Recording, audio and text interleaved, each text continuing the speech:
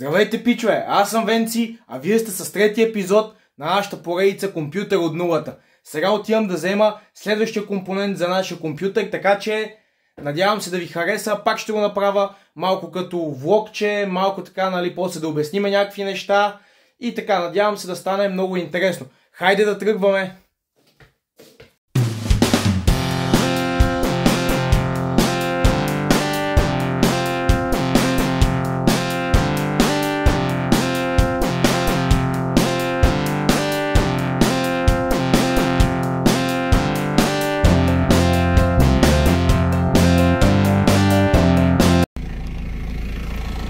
Пичове, дън. Взехме кутията. Кутията е топ, нямам търпение да се прибера да ви я покажа. Нямам търпение, гайс. Здравейте, аз съм Венци и това тук е нашата Mid Tower кутия за проекта. Така, пичове, това е Cooling Observatory HF Mesh, която идва с 6 вентилатора. Идва с един заден, 3 предни и има 2 отгоре. Честно да ви кажа, пичове, много се чуда за вентилаторите отгоре, но щом кутията идва с тях, ще ги сложим и тях. Ако се чуете как съм се справил на тази кутия, справях се, защото това е чисто нова кутия. Купил съм я втора употреба, но момчето е ползвало кутията буквално един месец. Момчето ми е пратило кутията, дори не я е чистил и няма е така зранце прах, дето се вика. Кутията е в перфектно състояние. Човека я е ползвал един месец и взима нова кутия, защото човека си е взел нова карта Nvidia, си е взел голяма Nvidia, си е взел 50, 60 или 50, 80 и каза, че тази кутия за него вече е тясна и за това е решил да я продаде. Човека ми даде кутията за 90 лева, като имаше и 16 лева доставка. Така че кутията е 106 лева за нас струваше. Аз ги погледнах кутиите на различни места, различни пари. За 130 лева виждах, чисто нова. За 138 на едно място я виждах, даже за 140 и няколко лева някъде я виждах, ще ви изложа къде точно, но ние взимаме на 90 лева и 16 лева доставка, което е 30 лева на бюджет. За 30 лева ще купим RAM памет. Така че много съм доволен, пичове, от кутийката, много ми харесва. Сега след това ще видите едно клипче, един кратък монтаж, как снимам от всякъде кутията. Надявам се на вас да ви хареса и това е моя избор. Надявам се да сте доволни от моя избор.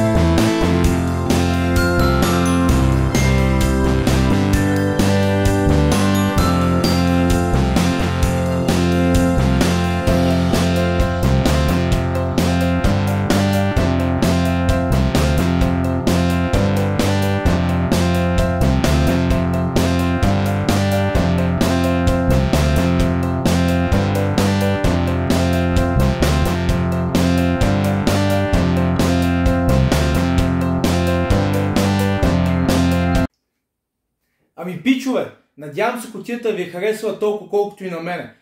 Мисля, че взех правилния избор. Да, може би трябваше да изчакам още малко, за да намерим подобна кутия на същата цена, но при положение, че даваме 90 лева за чисто нова кутия с 6 вентилатора, според мен това е много добра оферта. Така че нямаше как да изпусна тази оферта. Да, 106 лева, с доставката, може би е малко по-висока цена от това, което бях готов да платя, но много ме грабна кутията, начинът по който се отваря отпред прозорчето много ми хареса, така че надявам се да сте доволни от моя избор.